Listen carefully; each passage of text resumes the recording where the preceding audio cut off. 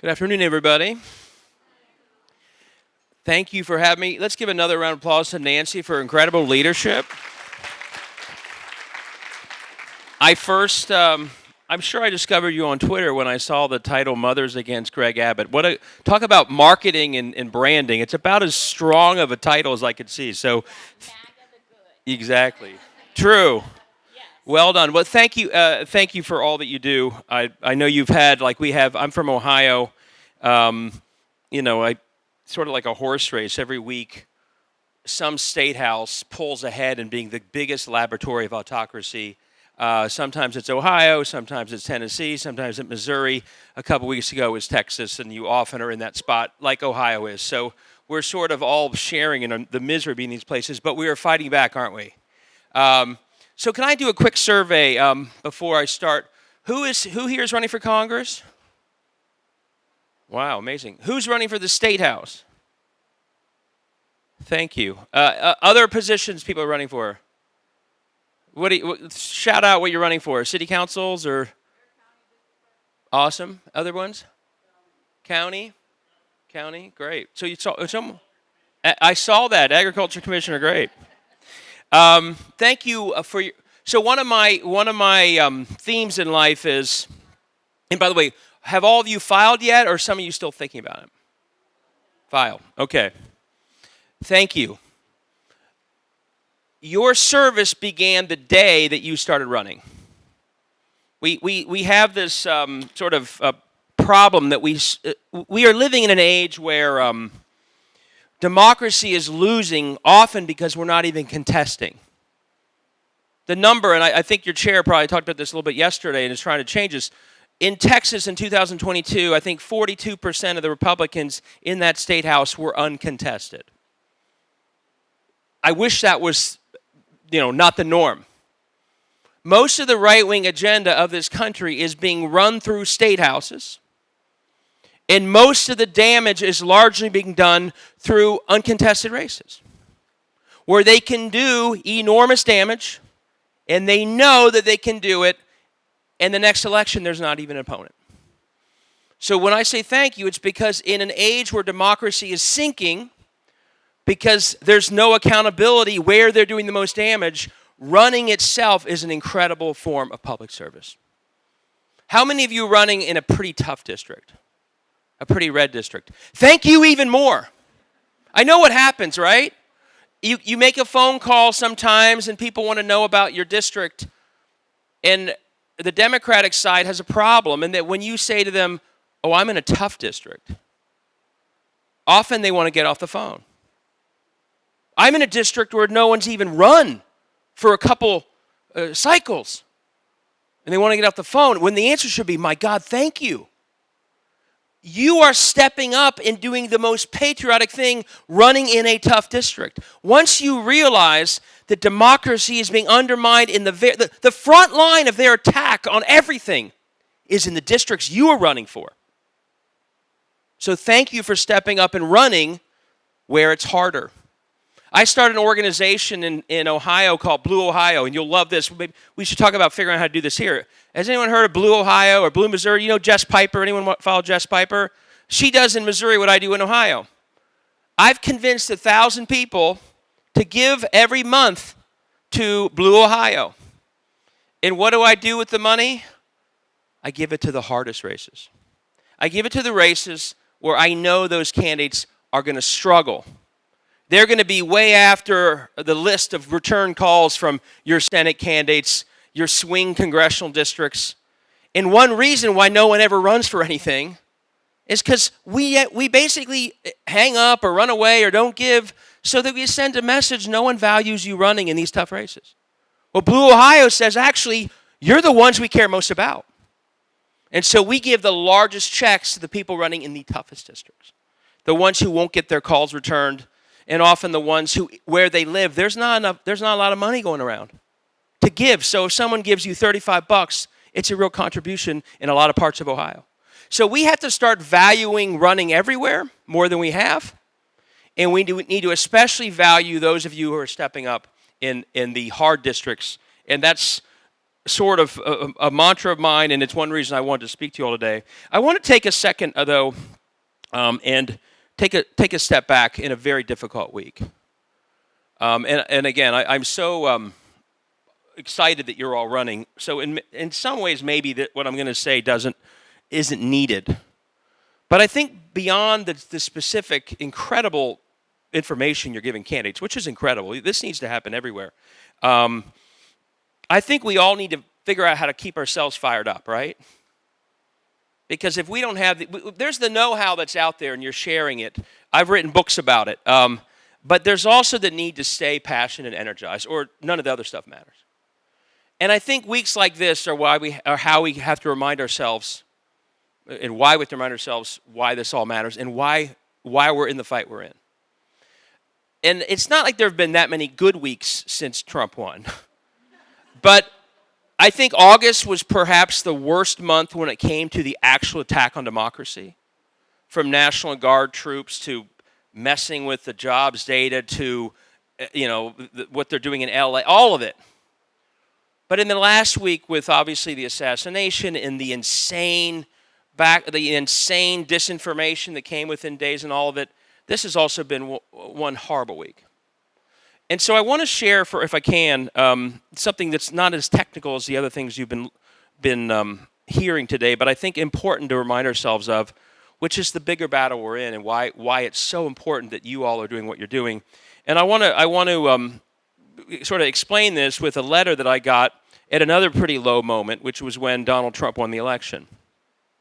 I got an email from someone a few days after the election who I really respect and admire, and she happens to be a professor of sort of international democracy. And so getting an email from her only days after the election was especially jarring when you're going to hear what she wrote me. She said, because this is what she teaches. It's not like she's somehow naive about politics and some of the risk. She wrote me, "Hi, David." This was, again, days after the November election. I am in a state of deep sadness. But more than that, fear. I think the Trump guys are totalitarians, even madmen. I have never felt anything like this before. It's like the end of the world as we have known it.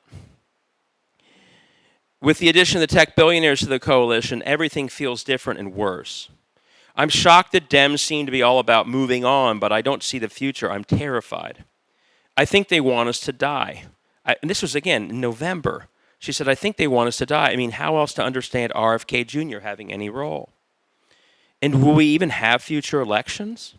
Elon Musk is showing contempt for any notion of separation of powers. Nothing makes any sense. Tell me, she asked me, are you frightened? I'm trying to find a reason to feel safe or protected, but this feels more like a war than an election. All my best to you, and thanks for everything you tried to do. Now, that's a really heavy, sobering email to get. And I try and be quite responsive to my emails. Sometimes I miss a few. But this one, I thought I owe her a longer explanation than just, hey, thanks, don't feel so bad. I mean, partly because that email captured, my guess is how everyone here felt, how I felt, how we still kind of feel in weeks like this. So I want to share with you what I wrote her back. I won't read that much, but I want to talk about it. Because I spent about a week, and just like this morning with two young kids, I get more done on airplanes than just about anything else. So I sat on a couple airplane rides. I put together a long response to her. And I'll start out and read some of what I wrote, and then I'll just talk about it. But I said, thank you for writing. I've talked to so many who feel the same way. I, too, am fearful of all that you describe. Trump himself, all the promises he and the far right have made, in which they will move quickly to implement, those who he's surrounding himself with. I said there are so many risks to our nation, the democracy we've known, our communities, and the lives of countless Americans. So yes, we should all worry and be disturbed. And like you, see as clear-eyed as we can and prepare for the worst possibilities of what is coming. History instructs us that it only places us more at risk if we deny to ourselves that the worst of these possibilities can happen. So as you say, there's no moving on from that reality or putting our head in the sand. we must see it and confront it. But with all that said, the one word that describes my current mood is resolute.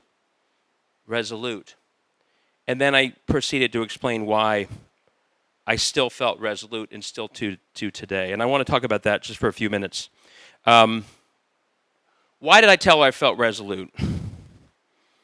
One is the history, and a prior speaker this morning walked through this some as well. The history of our country tells us that if we thought we were the first generation that didn't have to worry about the state of democracy itself, which I think we sort of did, guess what? We were wrong. That was naive. That's not our history. The history of our country, as John Meacham was quoted earlier, is that it has been a nonstop struggle back and forth since our founding. Usually the back and forth occurs, the more diverse and representative a democracy gets, the fiercer the backlash gets. It's been the entire history. That's our history. So I think one reason we're down is we're discovering that this illusion we were under, that you don't have to worry about democracy itself, and that all this is a battle between two parties with some kind of assumption that democracy is intact, that was always a myth. It just wasn't true.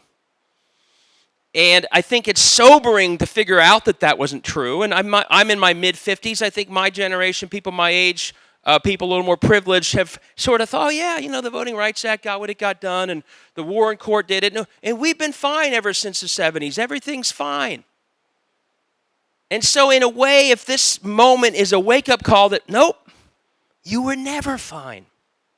We are where we are because we thought we were, and we weren't fighting the battle the right way because we took too much for granted. It's sobering, but it's also the needed wake-up call. We are in the same battle right now. You on the front lines running for these offices. You and we are in the same battle that this country has always been in. And it's been a back and forth. And that is sobering, and in a way that email from her is sobering. So it's not exactly inspiring, but what is inspiring is to know that generations before us in the same battle overcame a lot more than we still have to get us to that point where we had the Voting Rights Act, and we had the Warren Court, and we had decisions like one person, one vote that hadn't been the history before. You go back in time and you see what the abolitionists went through and the suffragists, generations fighting so their granddaughters and great-granddaughters could vote. They never saw it. Then the early civil rights heroes, the ones that we don't even talk about from the late 1800s in the South or the early 1900s. Then the later ones like John Lewis, who at least got to see the result of their work. If they overcame what they overcame, and we're the next generation grabbing the baton from them, we can do it, folks. We can do it. So the history of our country, although it's sobering to see that, yes, we aren't the first generation that somehow was so lucky we didn't have to worry about this deeper struggle. We're not. But boy, do I take inspiration and learn lessons every day from reading and being inspired by those who came through and delivered us what we inherited in the latter part of the last century. So our lives, I believe, have more meaning than we ever imagined. No, we're not just Democrats fighting another party about small-time policy, although the policies really matter. We are in the battle for democracy itself. And once you see that, by the way, everything changes. The importance of your races for a state house in Texas that is gerrymandered, that breaks the law, that destroys public schools, your races for these offices are more important now than ever. Same with these congressional races. Again, they are undermining democracy through red areas that are too often uncontested, and you are playing a historic role in the runs you are undertaking. So history, I think, in the end, again, it's not automatic. This idea that the arc bends by itself to justice is just not our history. It goes back and forth, but we got to push it. And you are pushing it by doing what you're doing. History also tells us something else very important. There has been this historic back and forth. And one of the lessons of the back and forth is the darkness, the dark times, the anti-democracy times, they can last, those times, 2 or 4 or 6 years, or they can last 60 years. Sobering. There can be a moment of backlash, but then it can be ended quickly.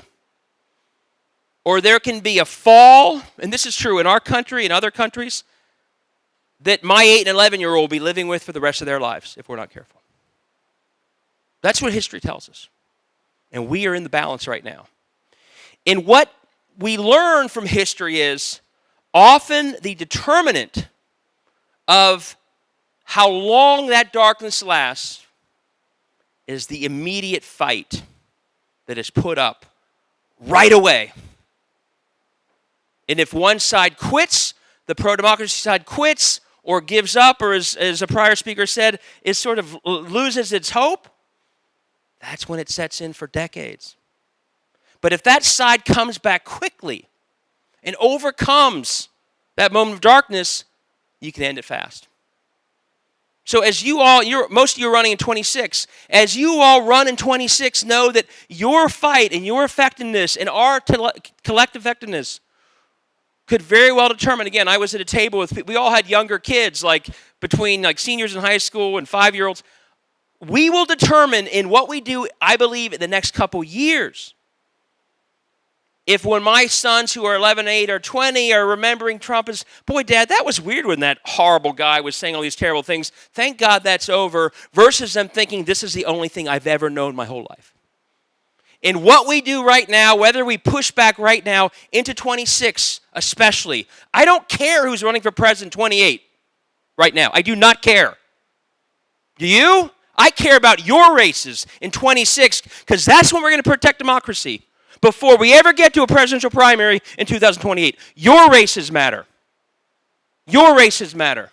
So our ability to fight back right now could very well determine if this is a 2 or 4 year deal or 40 or 60 years.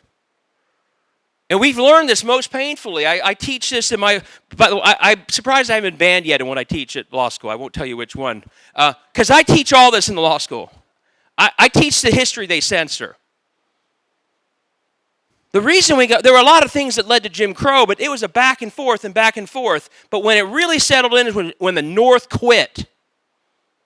The North cut deals. The North stopped fighting. So it's not news that there is a side that's fighting against democracy largely driven on racial grounds. That's always been the case. That doesn't determine it. What determines it is the fight we wage. And the history is very clear that when our side doesn't fight hard, or when our side quits or gives up or cuts deals, that's how you get Jim Crow for a century. That's how we got it. There's another element to this that really haunts me and why this is so important that we fight now. And I call it our collective memory problem. We have a short memory as a country. We forget how things were only 2 or 4 years ago, and we let things that are shockingly bad get normalized real quick. And young people, gun violence is one of those things. Abortion bans, those are at risk of becoming one of those things. That would have been unthinkable 10 years ago, but now young people are going to think it's normal. And the danger, one of the most clear examples is when Trump lost by 7 million votes in 2020, the opinion polls showed that people thought he was a horrible president. And only a few years later, when he won again, they had forgotten how bad he was. Well, now we're seeing it again. And the collective memory problem is a real risk as to why a short-term setback can lead to so many years of a setback. And this is especially true going back to young people. Every year that goes by, and I'm not going to, this audience has a variety of ages. Maybe I'm in the median, I don't know. But every year that goes by, the young people in their teens and 20s, all they've ever seen is this crazy stuff. It's all they know. I was once I chaired the Ohio Democratic Party for a couple years. I was once in a group of young people, and right before Trump won the first time. And I said, I was saying to this group of teenagers who were interns at the State House, I said, oh, the reason people my age are freaking out is because none of this what Trump is doing. This was right around the time of the Muslim bans and other things he was saying. I said, none of this is normal. And an 18-year-old African woman raised her hand and said, Mr. Pepper, this is totally normal. This is all we've ever seen. This is all we've ever seen. And she said it. From the time I was like 10, they were questioning the citizenship of my president because of the color of his skin. That's all we've ever seen. And the risk over time is that if we allow those of us who know that politics can be better, it should be about public service. You shouldn't be able to have billionaires running the country and running the government the way that Musk and Thiel are. None of that's normal. Or that open racism gets rewarded on election day. That was not normal when I was, it's always been there to some degree, but for most of my life, that's how you got kicked off the ballot by your party or something. And we have a generation, but every year that goes by, those of us who think that public service and politics can be better, that you're in there to make a difference, there are fewer of us. And every year that goes by, there are more young people who've only seen the worst of it. And that's the risk.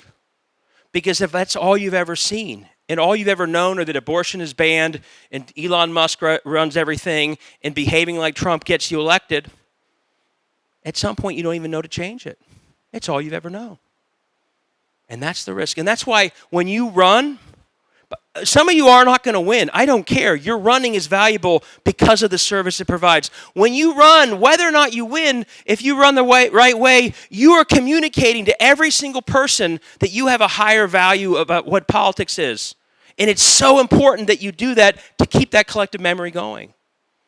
So running now has this incredibly important role in how we talk about politics and how we aspire to be better. And those of us who watched Obama, we want more of that type of politics, right?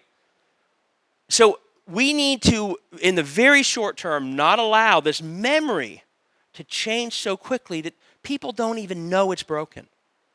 And again, not to go back through history, but nothing haunts me more than thinking about this back to the late 1800s. You know, a teenager, a black teenager, a boy, not a girl, or a man, not a woman, because women couldn't vote then, in the 1870s would have seen in Mississippi or Alabama, almost everyone they knew who was black would have been voting. If you had lived in certain cities in Alabama, that young black teenager would have seen a black mayor, council members, judges. Half of the state house would have been a black state representative because in Reconstruction, most of the voters in many states were black voters. The idea, if you had said to that young teenager, in 20, 30 years, there will be no one you know voting. There won't be a single black member of your city council or your state house. The 40-year streak of a black member of Congress from the South will be gone, and it will not start up again for 60 years. They would have thought, no, life would have been difficult, but they would have said, no, that could never happen. And 30 years later, a teenager in the same situation, not a single person that looked like them would have been in office or voting. And their memory would be such they wouldn't even know to change that. In proposing or saying, hey, we should all be voting, and why doesn't my city council look more like me, would have seemed nuts in the early 1910s in, say, Alabama. That's the danger of the collective memory changing. And that's why we have work to do right now. It is urgent right now that we do this work, because if you let the years go by, all this gets normalized, and at some point, people don't even know to change it. And those who push to change it are treated like they're nuts when they're actually talking about something that was normal only a few years ago. A couple other reasons to stay resolute. So does that I know this is a lot of pressure on ourselves, right? But that's why what you're doing is so important. That's why we have to stay fired up and keep going. I wrote her in this long letter, I'm sort of summarizing, they will move fast, and they have, so we can't let off. If you read Project 2025, none of this is a surprise, by the way. None of it. They clearly plan to move fast, and they are, and that means our resistance must be fast. But here's the stuff that I want to leave you with that's positive. This is all kind of sobering, I know. But I said to this woman in this response, here's the good news. and I think it was, again, mentioned earlier, and this is going to be a little political science 101 that not everyone will agree with, but I think most of you will. 2024 was an election that, in hindsight, we were pretty much going to lose. We had an unpopular incumbent in a year of inflation, and that's a loser. All over the world for the last 5 years, unpopular incumbents with inflation have lost. Now, we should ask ourselves, why was he unpopular? What did we do wrong that we led to that unpopularity? And there's a lot of work to do. But unpopular incumbents in times of inflation lose election. I'm a big believer that Kamala Harris inherited a bad situation and made it a lot better. Okay? We were going down the tubes, folks. And and obviously we all know it was kind of a chaotic summer. She got a lot closer than the structure that race would have led to. But the point is, Donald Trump, in hindsight, and it wasn't as clear then as it is now, he was pretty much assured he's going to win that election. Which means the fact that it was that close means this man has absolutely no mandate whatsoever. This was an election that was hard to lose. He came very close to losing it. He has no mandate. And what I wrote to this woman, what I'll say today is, they're going to act like they have a massive mandate. They are going to do things, and this is, again, I wrote her in November this, they are going to do things that are so unpopular, so toxic, so terrible their outcomes, that it's going to lead at this time where we need to fight back, enormous opportunity to point out Medicaid cuts. Again, I'm obsessed with these private voucher disasters that are happening everywhere, and I'm really sorry you have it now here in Texas. But you want to talk about a mandate they're overplaying? You can crush Republicans in rural Texas on the issue of public schools if you make the case the right way. They are overplaying their mandate on so many things, and that's the opportunity. The reason they gerrymander, they are obsessed with gerrymandering, aren't they? You live it here, we live it. It's because they know, the smart ones, their toxic agenda will never survive in a world of fair districts. Every referendum in this country on school vouchers has lost. Because once people, particularly in rural parts of a lot of our states, figure out, well, we only have the public school. That voucher is going somewhere else, but it's not helping us. Why would you undermine our public school to help a school 200 miles away? By the way, Arkansas, same story all over. It always fails. Abortion bans are deeply unpopular everywhere. But the point is, they are way overplaying their mandate. And with that comes opportunity. The timing is also in our favor here, folks. And if we have to do well now, the good news is this is the time where we can do well now. The midterm of the second term of a Republican unpopular president is where we've done the best. I don't know how you did in 2006, but in Ohio in 2006, that's when Democrats swept everything. That's when Sherrod Brown first won. We had a great governor named Ted Strickland. That's where he won. So if we do our job right, when they're screwing up everything and overplaying their mandate, 2026, we have to do well. It also turns out to be the year that history tells us we can do well if we do a good job. Now, but the big point there is if we do a good job. The other lesson, and then I'll say a few things and then take questions. The other big lesson, and you all, this is sort of painful to relive, but do you all remember in 2000, it was, I think, May 2009, after Obama won, there was a cover of Time, might have been March or May of 2009, a cover of Time had a picture of an elephant on it. And it said extinct, meaning they thought the Republican Party was extinct because Obama had won so decisively. What did Karl Rove do? He's from Texas, right? Yikes. Do you know what Karl Rove did? A year later, Karl Rove wrote in the Wall Street Journal, very clearly, it's actually kind of amazing he wrote it, the comeback plan for Republicans. And he named a bunch of towns like Portsmouth, Ohio, and small town in Wisconsin, other places. And it worked. And do you know what he was talking about? And this is why I asked about your state house candidates. How did they win in 2010? They went for broke at state houses. They decided that, again, as I said, I don't care who runs for president in 28 right now. I care who runs in 26. That's what Karl Rove said in 2010. He wasn't sitting around in 2009 dreaming up Mitt Romney's campaign. He was finding districts in states they had just lost and running in those. And they made sure they were running in many of them. And they didn't just go to states that they had won. Democrats, we only want to go to the places where it feels like we're pretty much going to win.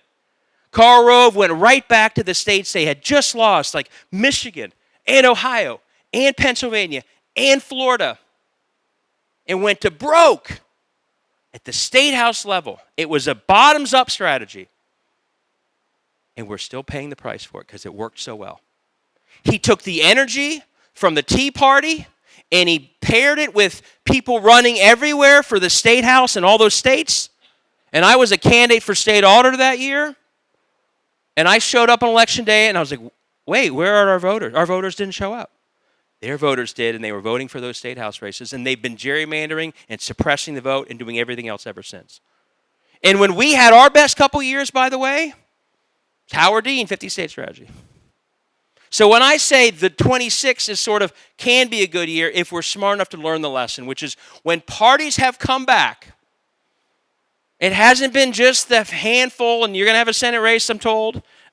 It's not just a handful of sort of celebrity-style Senate races that are going to determine it. Because their attack on democracy has not been Congress. It's been state houses. Where we come back is if we also show up and run everywhere, beginning with the state house and local and up, and not only dream about the famous races that get all the attention, the ones that raise $100 million and are on MSNBC. The common pattern of party comebacks is the same. It starts in that way, where you are running. But the other thing, as I said, is we have to see that the old business as usual, that we only run in the places that are kind of swingy, is a complete mistake. And we have sent a message for 10 years. It's changing lately. I'm sure, my guess is your new chair gets this. Anyone see Anderson Clayton on TV, the chair of North Carolina? You're starting. She's wonderful, isn't she? You know, and I don't. There's a page. Let me find the page here. In North Carolina, in 2022, in 2022, North Carolina, like 40%. Here it is. Like Texas, 42% of the North Carolina Republicans were uncontested in 2022. You remember the Tennessee 3 who were kicked out by their colleagues? 50% of the people kicked them out uncontested in the prior year. And we wonder why they keep acting crazy. They do crazy things and they don't even have a competition next time. Anderson Clayton took that 42% in 2022, and by 2024, there were only 2 uncontested races in the state of North Carolina. And you can see all around the state how that mattered. Right now, by the way, in Virginia, there is not a single uncontested Republican in the Virginia State House this November. That's what we have to do. When we see that their path to extremism is through these state houses, I call it their highway to extremism is literally running through largely uncontested races in state houses. We have to stop saying, come on, go right on through. We have to challenge it. And when we do, and my guess is a lot of you, these are the races you're in, you are bringing voters a choice they have not had. You are on message. You know, if we're not there saying, well, the reason your schools are falling apart isn't because of critical race theory being taught at some law school 1,000 miles away, it's because they defunded your schools. If we're not there saying it, they don't hear it. So when we run everywhere, we're on message. We're lifting turnout because you're knocking on doors we otherwise don't knock on. Stacey Abrams, when she ran for governor, 45% of the state house seats in Georgia were uncontested. That's asking too much of Stacey Abrams. You need to have people like yourselves running, doing the door knocking, bringing the lit, being on message, being trained like you're training. And so when I say we have the opportunity in 26, if we do it right, I'm talking about building from the state house up and being much more committed to running across states and not just cherry picking the places we think are the easiest to win. So I'll just close with this, and then if there are questions, I'd love to take some. But there's John Lewis was asked, if you read biographies of John Lewis, what's so amazing is how courageous he was. He literally knew what was going to happen when he crossed the bridge. But he also literally at times, whether it was the Kennedys or other civil rights leaders, he was told repeatedly, hey, this one looks a little bit much. Maybe we should back off. And he never did. And this one biographer asked him,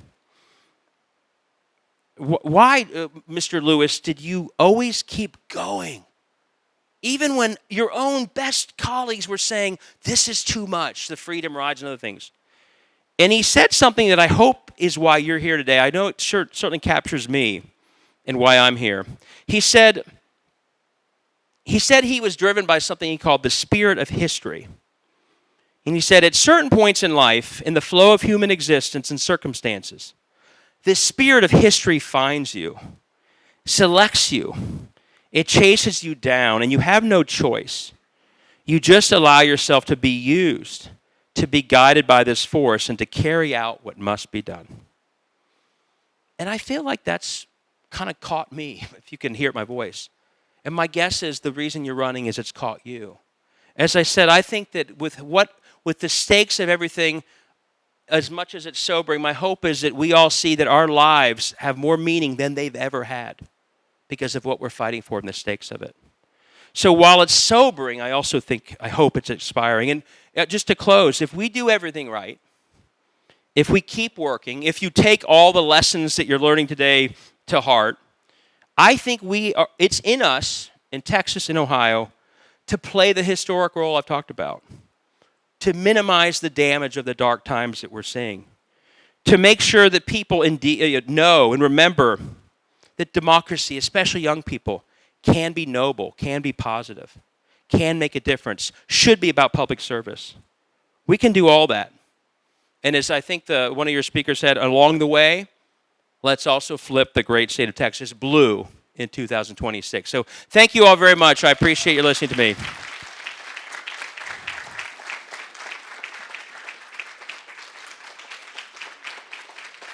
Thank you. Does this work?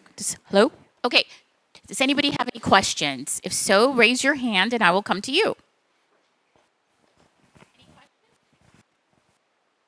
Wow, David, you love to speak. Sorry about that.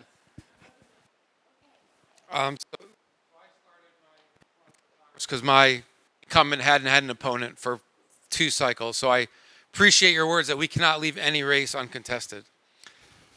But right now, and I appreciate your words of affirmation, but the truth is the money is not following your cheerleading. Right. The money and the resources is not following these flowery words that I've been hearing for the past 2 days, with people telling us to buy $7,000 billboards, when I guarantee none of us here have the money to run a campaign for 2 months.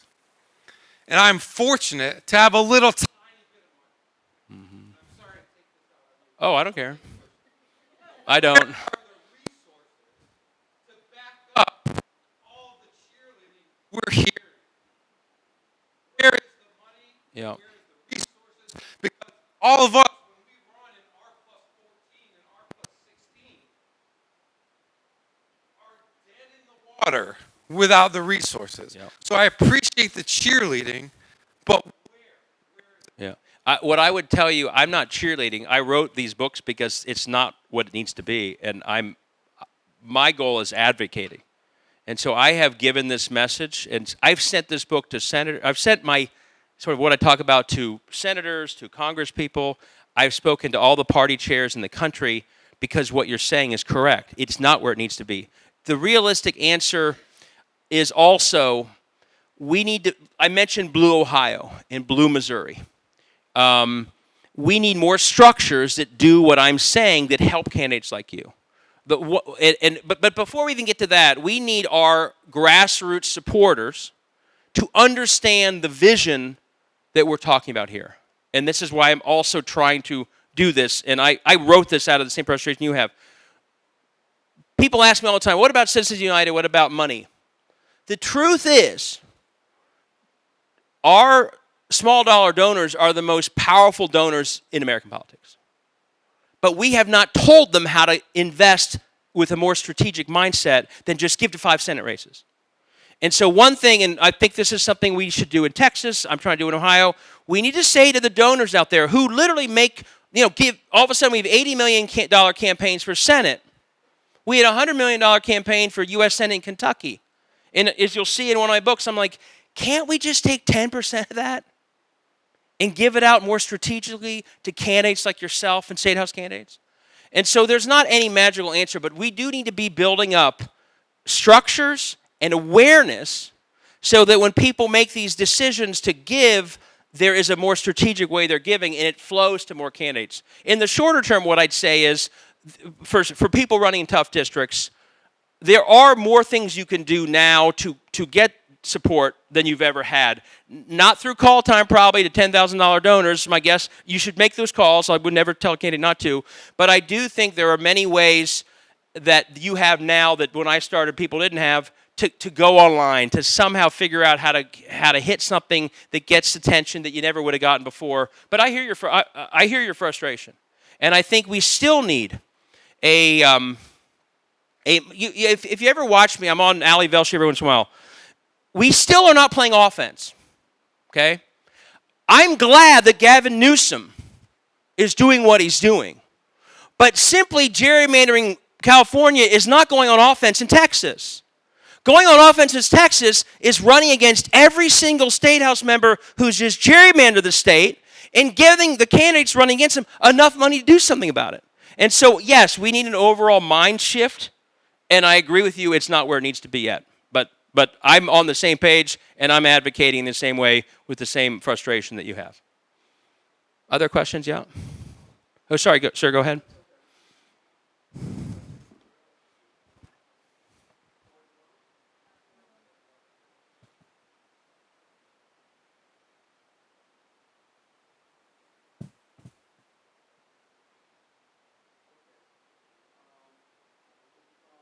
I hear you.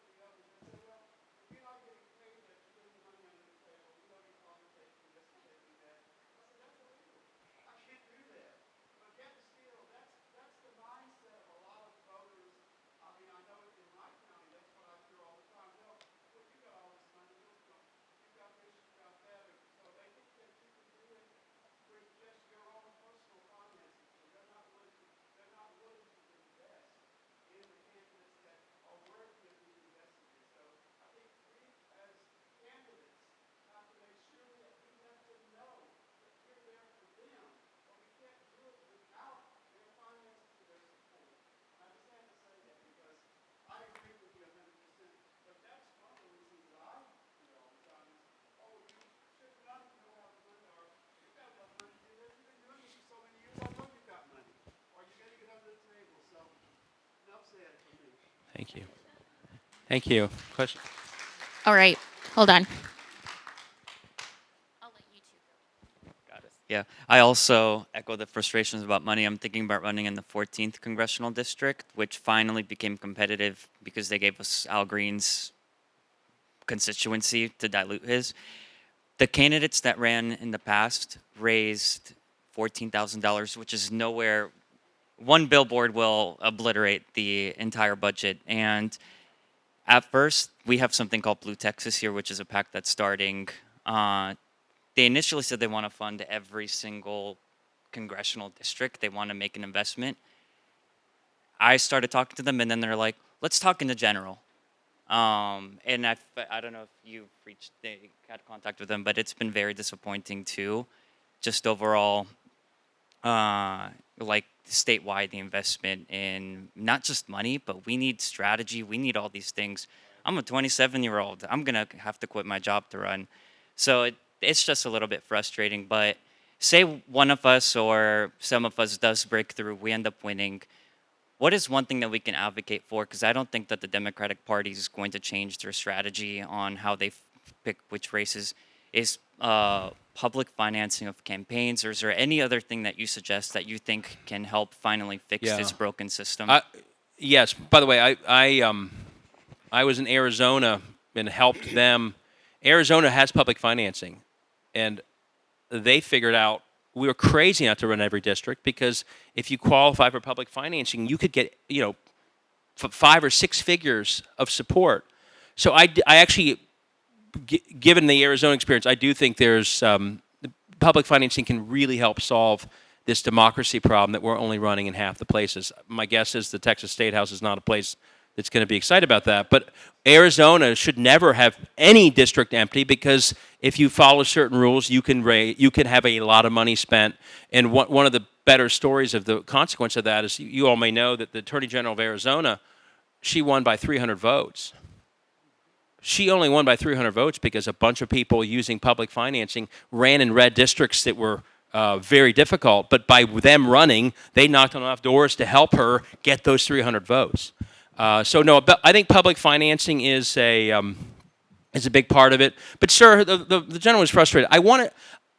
You have to have money. So of course, I'm going to say I'm not. You can do a lot of things without money. Precinct organizing, neighborhood organizing. Most of that is just commitment and a will to do it.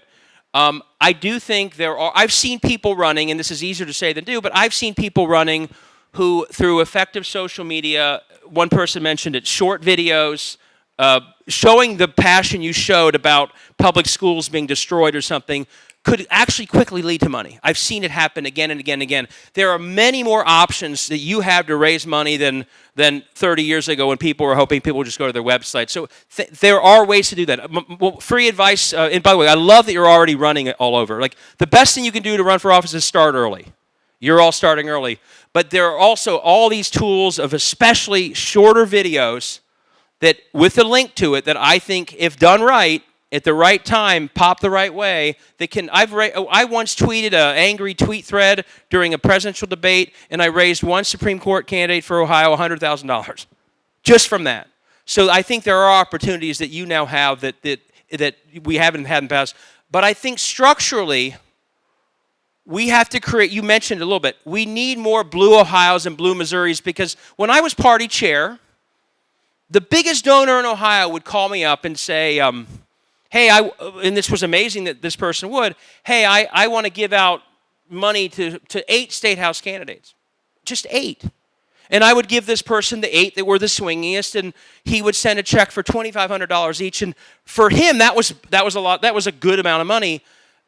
But there's no one else doing that. So we have to create structures like the Blue Ohio one that are literally tapping into grassroots support, communicating how important it is that we run in these places. And then I'm a big believer in the membership model. The reason Blue Ohio works is because I have people who are monthly members, and that money adds up. And so we became the 3rd biggest donor to state leg candidates in Ohio, with a commitment that we were starting with the people who don't otherwise get money. And we have to build more structures in more states, understanding that some of the bigger committees just aren't going to do it. But someone better do it. And that's what we're trying to do in some of these states. Thank you for this talk. It's been very inspiring. And I'm not on the inside of politics, and everybody can help me with this. I stepped in and ran a U.S. Congress campaign just because it needed to be done. A lot of people think I should run for office. I do not want to run for office. I want to, because I want to stay with just organizing. Anybody that's running for office can tell me who recruited you. But my main question is, I know a lot of very dynamic, young, energetic people that look like America, that should be running, not a 60-something-year-old white guy, but they do not have any, they don't believe they have political ambitions. They're doing great things. Do you think, and so I'm just going to go rogue from what I can hear, and I don't want to step on Democratic Party toes. Nobody is out there beating the bushes to find these people. And so I'm just going to go start having conversations. But I know people. I have a friend's a Harvard-educated lawyer that'd be perfect. She doesn't think she's political.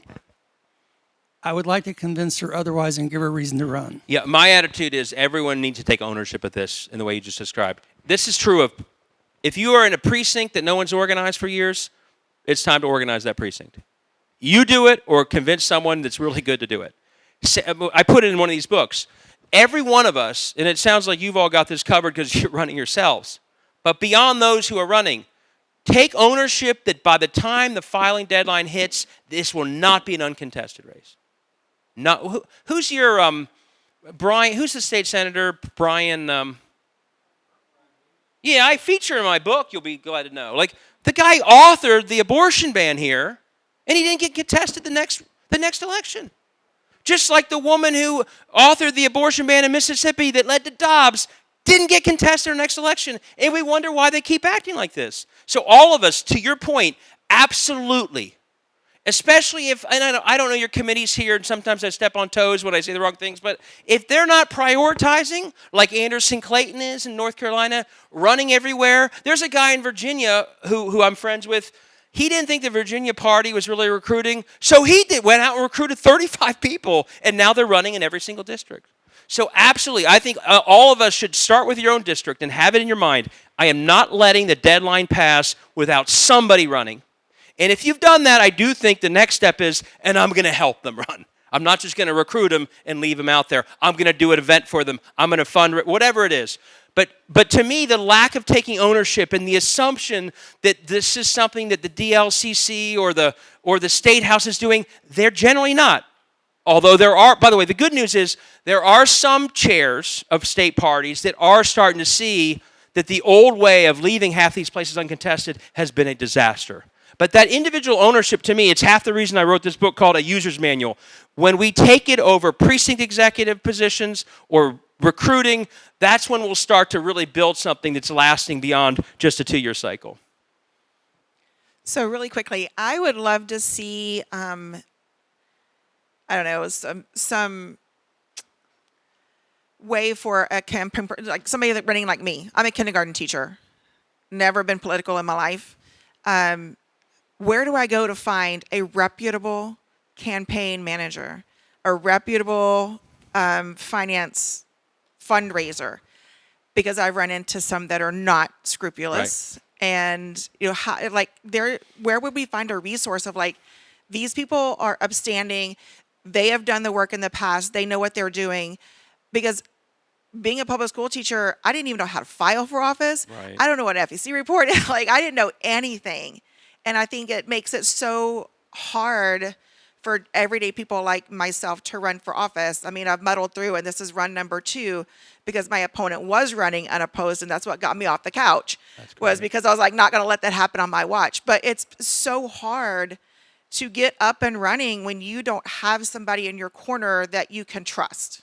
Thoughts? What are you running for? U.S. House of Representatives, District 27 here in Texas. Great. Thank you. Thank you for running. By the way, my first, when you do your recruiting, I think local teachers are literally probably the single best place to go to find awesome candidates, especially if they've taught the kids for some years, because everybody knows you, respects you, everything else. I mean, for that, I think a lot of it, and this is why I've been impressed by what I've seen so far, I think it's relying on local or statewide organizations like this. There are more. The good news about the sort of run everywhere mantra I have is we're in a much better place than 10 years ago. There's a national group called Run for Something. Some of you may know it. What are they doing? They're doing what you suggested. They're running around and trying to get people to run. They especially are looking for young people. There's all sorts of training out there. The DNC does training. To my frustrated friends' words, the biggest gap is the money. There's training, there's other things. My guess is if you hunt around, you'll find them. Staff is hard, but by the way, there are even organizations that are funding staff to be trained to go into places. The biggest gap ends up being the money, but my hope is between organizations like this, your county and state party, my hope is you can find good folks. Okay, so we're going to have one more question, but before this question, I want you all to know something.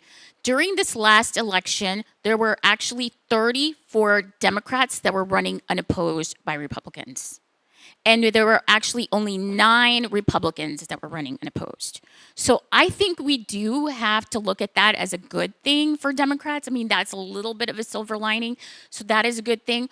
One of the things that I feel like we do need to work at as Democrats in Texas is that we do have a lot of people in elected office that don't work their damn district, and that shit needs to stop.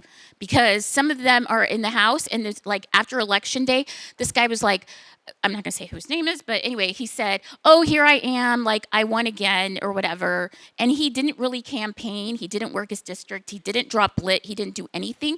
And I said, "Oh yeah, look at you being so proud that your district had the lowest voting turnout in the entire city."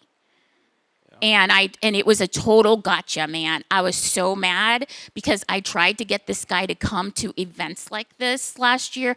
I tried to get him to meet with Gen Z voters. I was trying so hard, and he was nowhere. And those people need to no longer be in elected office. I mean, the time has come, the tide has changed. But I just want to say I'm doing the best. I'm calling some people out, but we do have some silver linings. And this will be our last question. But David did bring some books, some of the books that he wrote, and he will be having them for sale outside, so you guys can buy one of his books. And then after this question, we'll have a little bit of time, and then I'll call you all back in like 5 minutes, and then we'll start the next panel. So anyway, here's the next question. Howdy, thanks for coming. So I didn't do this on purpose, but it kind of piggybacks off the last question about staffing. I am a campaign staffer. I have been since about 2018. And I've worked on a number of races, top of ticket down. The thing that I keep running into is I'm getting calls from candidates all the time who are desperate for staff, but they are either under-resourced and can't afford to pay a livable wage, or they don't know where to find them. And I would be remiss if I didn't say that we do have a lack of staffing and trained staff here, specifically in my districts out in Tarrant County. And as a staffer, as somebody who does this work, I would love to be able to encourage other people and shape them to be able to do the same work. But it almost feels immoral. I'm in a really great position right now, and last cycle I was in a really great position where I was unionized, so I could afford to survive. But for a lot of staffers, that is not the reality. They are not working between cycles, and cycles take 80 hours a week, so they can't get a secondary job. So what is your vision? What can we do about that as staffers to raise up a new staffing class that's not rooted in consultancy? That's a great question. And this changes. This has been changing, but I was actually proud when I was the chair of the Head Democratic Party. We were the first one to have our field coordinator staff be unionized, and I actually think that's one of the big potential changes for the good. Not only because it leads to better working conditions, wages, and everything else to make it a better job, but my hope is that it also leads to sort of a more permanent group staff that like are ready to go in different places versus what it is now, which is, you're on for a bit and then you're out for a bit and you're on for a bit. You probably aren't trained nearly as much as you could be in an ongoing way. So I do think the push to unionize staff is actually a really good thing long term to build it up. I mean, which takes me to a much bigger issue about everything we do. And again, I'm not saying this to cheerlead, I'm saying it to observe the problem. And I don't mean to close on a sobering note, but like the attack on democracy is full time. It's $1 billion enterprise. It's the Koch brothers. It's Ken Paxton's everyday thinking. It's your state house's everyday thinking. How do we undermine democracy to give our biggest donors what they want? Private school vouchers and giveaways of all sorts, and Brett Favre gets a volleyball court. I mean, this is literally what they do. It is a full-time, for-profit, paid-for everything. And we are fighting it as a bunch of part-time, volunteer, very small-level things. So staff go in between, they lose their job for a year, they come back. We're not serious. We are fighting it part-time and split the pots and whatever, and they're putting billions of dollars into it. So we have to figure out in that way and all these others how to lift it. So there's a lot more that want democracy in the end. I mean, sometimes it doesn't feel this way, but we're with the majority. But the other side is just battling more intensely more full-time, more seriously, and whether it's staff and unions and good staff jobs or dollars to candidates beyond just the sexy swing districts, we've got to lift it. And one other thing I'll say on this, and I got to go. Are your voting registration rules? Are you allowed to register voters here as nonprofits, or has that been banned yet here? Yeah, I think, yeah, they're about to change. So this is the other thing I would say, because you mentioned some office holders. Until it is banned, and this goes to some of I heard about all the unregistered voters here. Every single mayor and county official in the state of Texas should be registering everybody who walks through a rec center door, every health clinic, every homeless shelter. If they're going to suppress the vote through the state houses, which they do full-time all the time, why are we sitting around serving the very people being purged? They walk through our doors, we serve them JFS and, again, libraries.